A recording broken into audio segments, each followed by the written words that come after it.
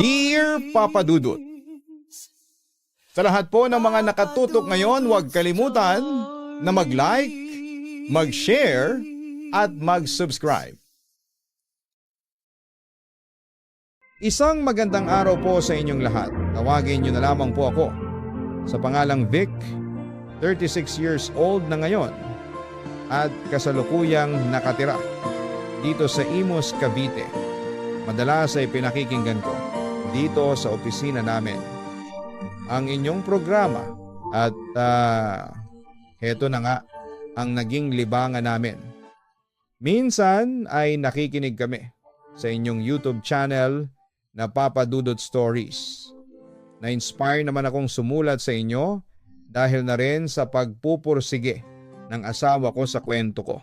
Si Rosa ay isang Italian-Pinay at ang kaisa-isang babae sa aking buhay. Nagsimula kami bilang mag-best friends. High school pa lamang kami ay close na kami. Hanggang magtapos nga kami ng college ay matibay ang friendship naming dalawa. Pero ang hindi alam ni Rosa ay matagal na akong may pagtatangi sa kanya.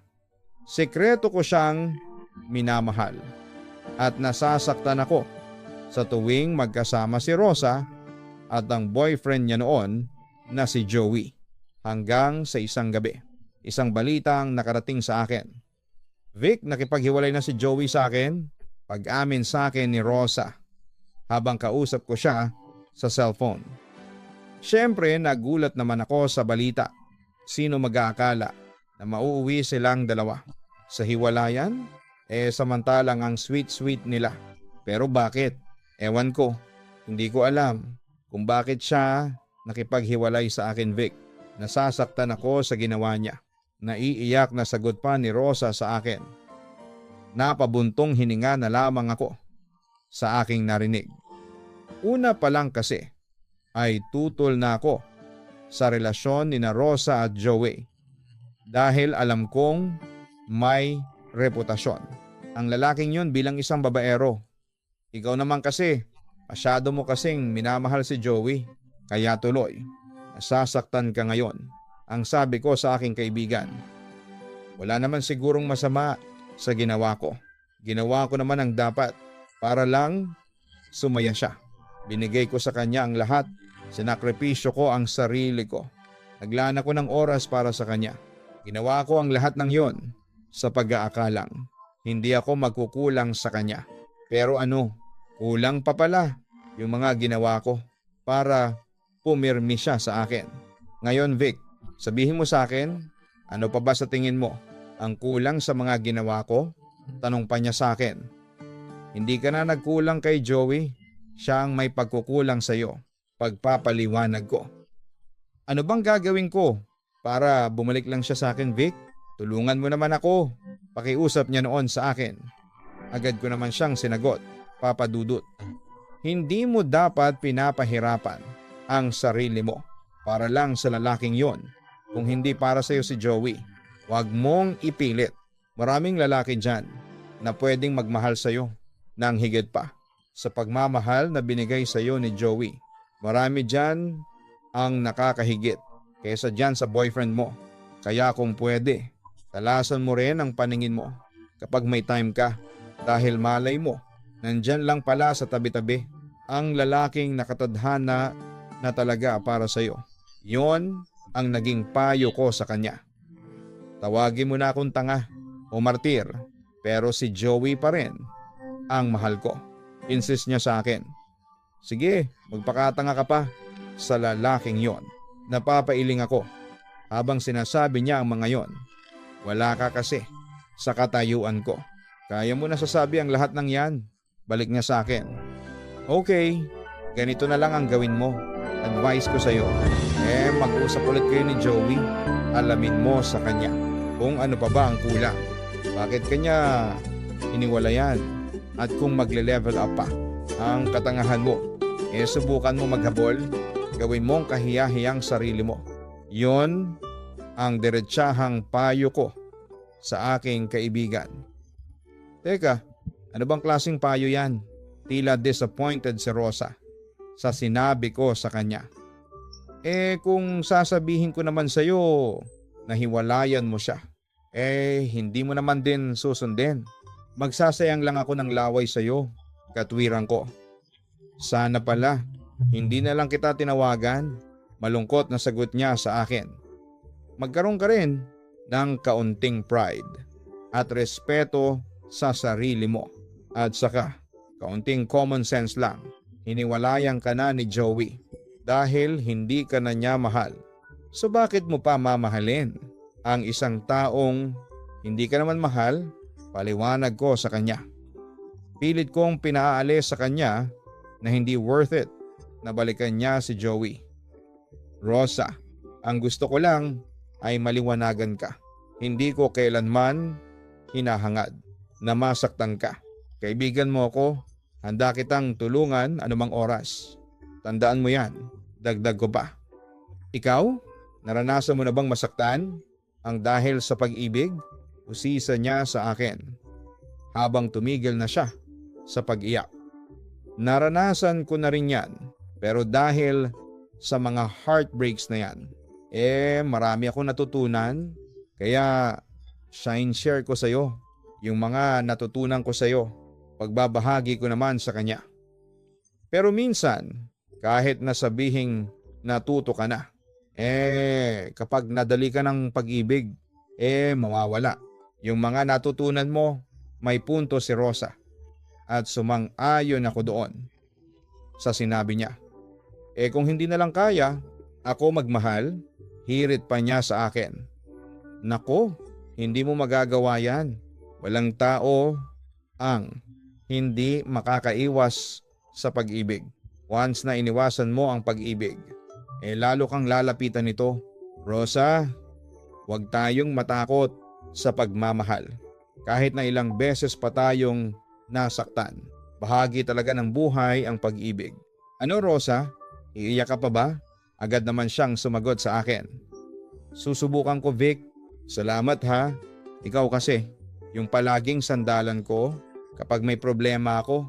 Kaibigan kita, kaya ko ginagawa ito. Sabi ko na lamang sa kanya noon, Papa Dudut. Nanatili kaming magkaibigan ni Rosa sa kabila ng mga nararamdaman ko para sa kanya. Alam kong alam ni Rosa na mahal ko siya, pero nanatili siyang nagbubulag-bulagan dahil nga mahal pa rin niya si Joey. Lihim nga lang akong nasasaktan. Noong panahong devastated si Rosa dahil si Joey ay ikinasal sa ibang babae. Ako ang naging sandalan niya noon at dinamayan ko siya sa abot ng makakaya ko. Hanggang sa isang araw ay tuluyang ko nang naipagtapat kay Rosa na mahal ko siya. Samantala, makalipas ang ilang buwan ay naging kami ni Rosa. Oo Papa Dudut, naging panakipbutas ako. Pero willing naman ako. Dahil na rin siguro sa pagmamahal ko sa kanya. Kaso isang araw, nagkalabuan kami. Dahil nalaman niyang pinsan ko pala. Yung babaeng umagaw kay Joey. Pero dahil ayaw kong mawala si Rosa sa akin, kaya ginawa ko ang lahat ng paraan para magstay siya sa akin. Pero dumating ang panahon na sinubo kami ng tadhana ni Rosa. Nagtampo siya sa akin nang malaman niyang sinikreto ko sa kanya na ang babaeng umagaw kay Joey ay walang iba kundi ang pinsan ko. Sorry kung nagsinungaling ako sa iyo. Patawarin mo kung sinikreto ko sa iyo na pinsan ko si May. Paghingi ko sa kanya ng paumanhin. Bakit hindi mo sinabi sa akin na magpinsang kayo ni May? Seryoso ang tanong niya sa akin. Wala naman sigurong dahilan para isikreto sa akin na pinsan mo pala yung babaeng umagaw sa boyfriend ko. Tatanggapin naman kita kahit na pinsan mo pa siya. Baka kasi hiwalayan mo ako kapag nalaman mong pinsan ko si May. Pero sasabihin ko naman yun sa'yo sa tamang panahon. Katuwiran ko sa kanya. Kaso ang tanong, kailan mo sa akin yun sasabihin? 1 taon na rin tayong magkarelasyon. Tapos ngayon mo lang sinabi ang totoo. Nagtatampo pa rin noon ang girlfriend ko. Please, Rosa, patawarin mo na ako. Pakiusap ko noon sa kanya. Okay, patatawarin kita. Huwag mo nang uulitin ang magsinungaling sa akin. At kung meron pa akong dapat na malaman, sabihin mo na kagad sa akin. Ngayon, mahinahon niyang tugon sa akin. Wala na akong tinatago pang sikreto sa'yo. Promise, hindi na mauulit ito.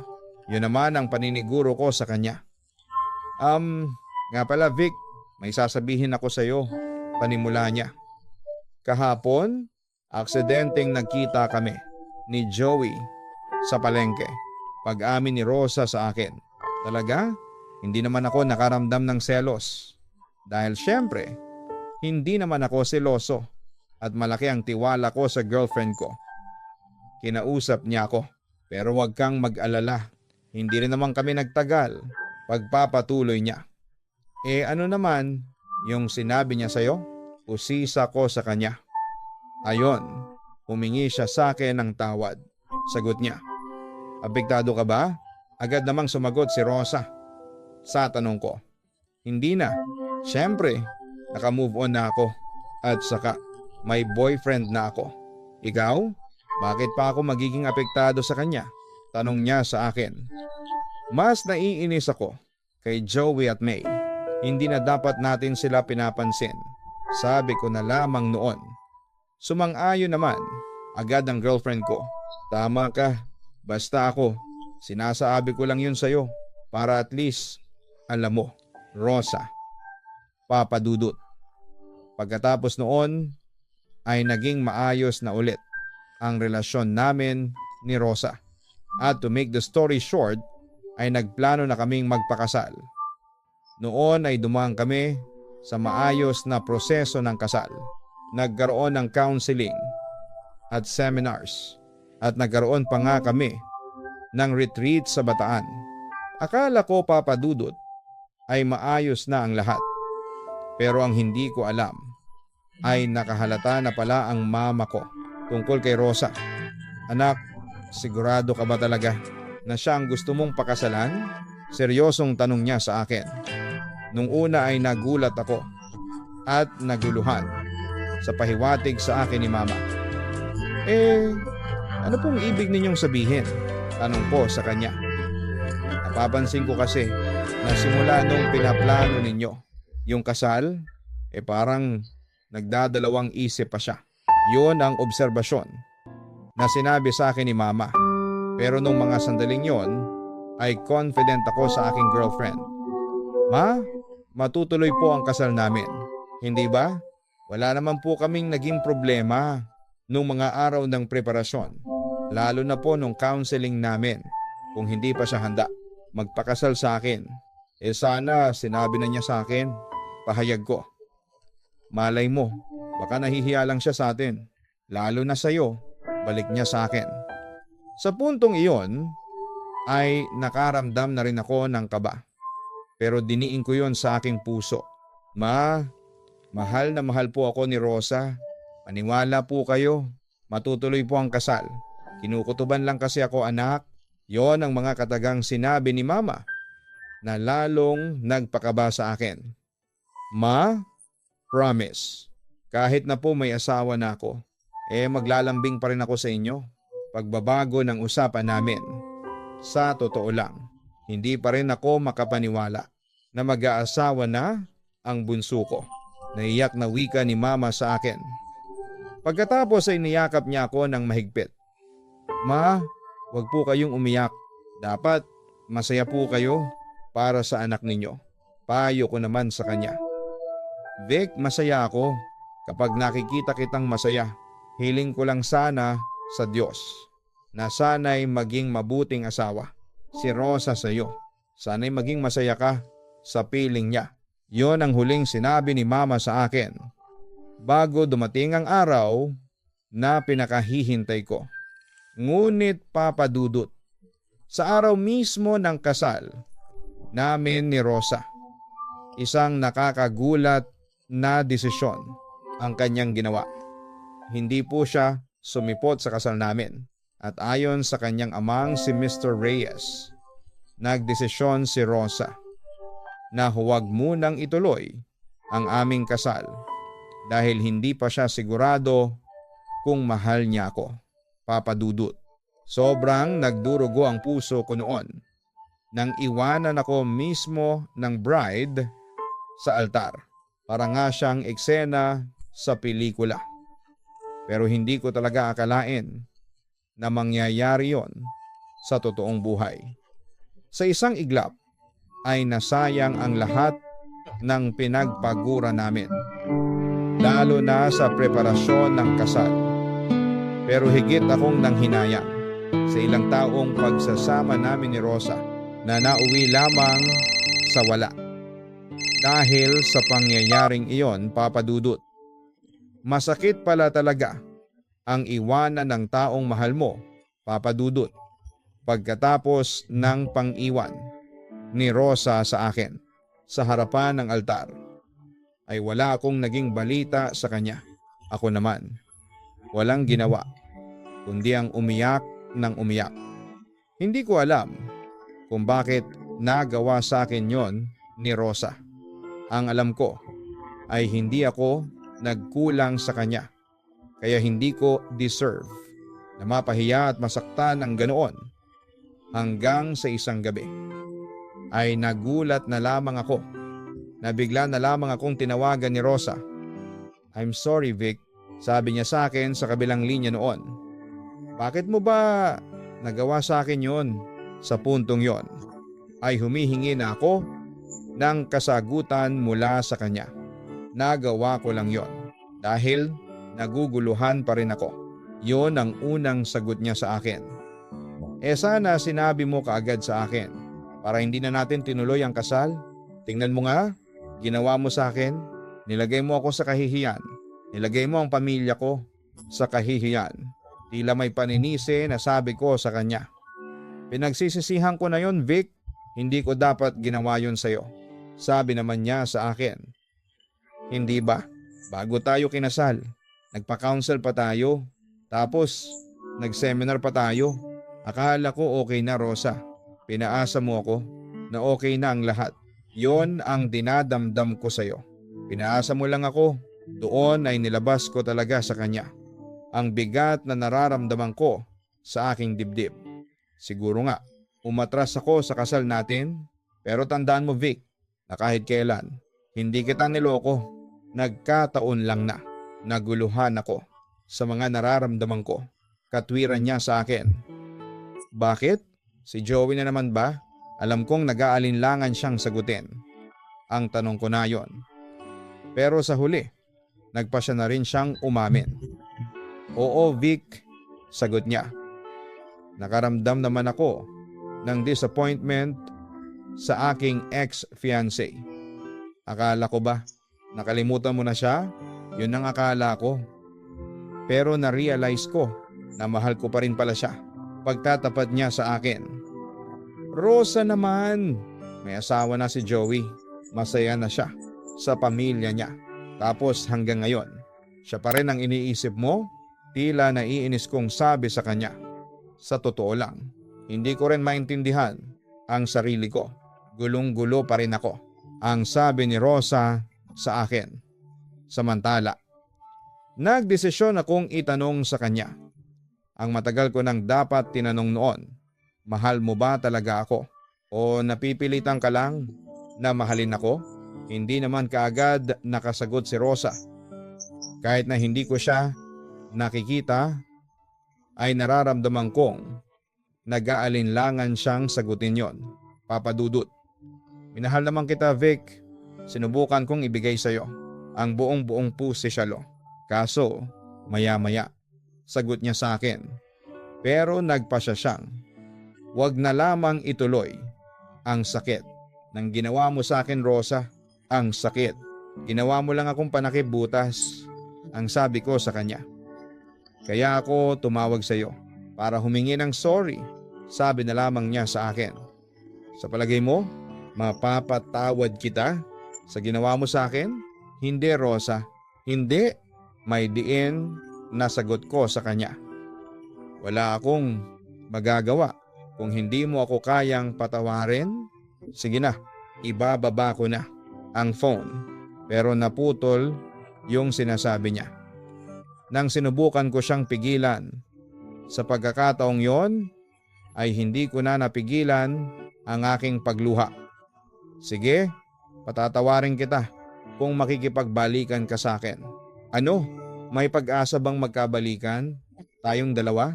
Tanong ko sa kanya. Meron naman, kaso hindi ko pa masasabi sa ngayon. Hindi ko alam eh. Siguro kapag nawala na ng tuluyan sa puso ko si Joey. Basta Vic, hindi ko alam. Yon ang sagot niya sa akin. Pagkatapos noon ay naputol na ang linya. Papa Dudut. Lalo akong nasaktan sa mga narinig ko mula kay Rosa. Pero wala akong choice noon, kundi ang tanggapin ang lahat at mag-move on. Tama nga ang sinasabi ng iba na moving on is not easy. But if you have the motivation to forget the pain, makakalimutan mo rin ang mga masasakit na alaala at matututo kang magpatawad. Papa Dudut. Dahil na rin siguro sa pagmamahal ko kay Rosa, kaya nakuha ko siyang patawarin. Samantala, maraming buwan pa ang lumipas at hindi ko na nakita pa si Rosa. Nabalitaan ko pa nga na nasa Italy na raw siya. Akala ko hindi ko na siya makikita pang muli. Pero isang araw ay aksidenteng nagkita kami sa isang kasal. At doon ay muling nag-spark ang aming pagmamahalan. Kumusta ka na? Ang tagal din nating hindi nagkita. Teka, balita ako. Nag-abroad ka daw, ang sabi ko kay Rosa. Nang magkaroon ako ng lakas ng loob, nalapitan siya. Nagpunta ako ng Italy. Pinag-aral ako ni Papa doon. Sagot niya sa akin. May bala ka na bang tumira doon sa Italy? Seryosong tanong ko sa kanya. Oo. Sabi kasi ni Papa, gusto niya na doon kami manirahan. Nalungkot naman ako noong narinig ko yon. Kung maninirahan ka na doon, hindi na kita makikita pa. Vic, alam mo ba, na-miss kita. Lalo na nung nasa Italy ako. Pagtatapat sa akin ni Rosa. Kung sakaling pagbigyan tayo ng tadhana na maikasal ulit sa pangalawang pagkakataon, sa palagay mo, magiging maayos na ba ang lahat? Tanong pa niya sa akin. Bakit ako ang tinatanong mo? Ikaw ang nakakaalam. Nasa sayo ang desisyon. Kung gusto mong maging maayos ang lahat, sabi ko naman sa kanya. Saglit na natahimik si Rosa bago muling nagsalita. Makalipas ang ilang segundo, galit ka pa rin ba sa akin? Hanggang ngayon, pinapatawad na kita. Wala na yung lahat ng sakit sa dibdib ko. Natanggap ko na ang lahat, ang sabi ko sa kanya. Kung sakaling may kasal tayong muli, sigurado ko sa iyo na hindi na ako aatras pa. Yun naman ang paniniguro ni Rosa sa akin. Papa Dudut, yun na siguro ang hudyat para magsimula kaming dalawa ni Rosa. Naging magkaibigan ulit kami at naging masigla ang aming komunikasyon. At sa bawat oras na pumapatak na magkasama kami, ay lalo kong nararamdaman ang pagmamahal ko at pagmamahal niya sa akin. Kaya hindi na naging malabo ang second chance sa aming dalawa. So how do you feel? Tanong ko sa kanya. Habang nasa restaurant kami at kumakain. Nag-celebrate kami dahil kaka-promote ko lang noon bilang supervisor ng BPO company na pinagtatrabahuhan ko. Excited, masayang masaya, sagot naman sa akin ni Rosa. Vic, napalingon naman ako sa kanya ulit. Bakit? Tanong ko. Mahal mo pa rin ba ako? Seryosong tanong niya sa akin. Tumango ako sa kanya bilang sagot. Mahal pa rin kita hanggang ngayon, pag-amin ko pa sa kanya. Gusto ko nang ituloy yung naudlot nating kasal maya-maya. Tanong niya ulit sa akin. Sigurado ka na ba sa desisyon mo? Mabilis namang sumagot si Rosa. Matagal ko nang pinag-isipan to at sa pagkakataong ito, talagang sigurado na ako. Ikaw na ang gusto kong mapangasawa. Maniwala ka sa akin. Paano na si Joey? Panunubok ko sa kanya. Natawa naman siya nang marinig niya ang pangalan ng kanyang ex. May asawa at 2 anak na si Joey. Wala na akong pagmamahal para sa kanya. Vic, ikaw ang mahal ko. Kaya ikaw na ang gusto kong makasama sa harapan ng altar. Ano? Ganon ba? Hindi pa rin kasi ako makapaniwala sa mga naririnig ko mula sa kanya. Papa Dudut. Gusto mo pa bang ituloy ang kasal natin? Napangiti naman ako. Ako dapat ang magtanong niyan sa'yo at kahit alam ko na ang sagot, tatanong ko pa rin sa'yo. 2. For formality reasons.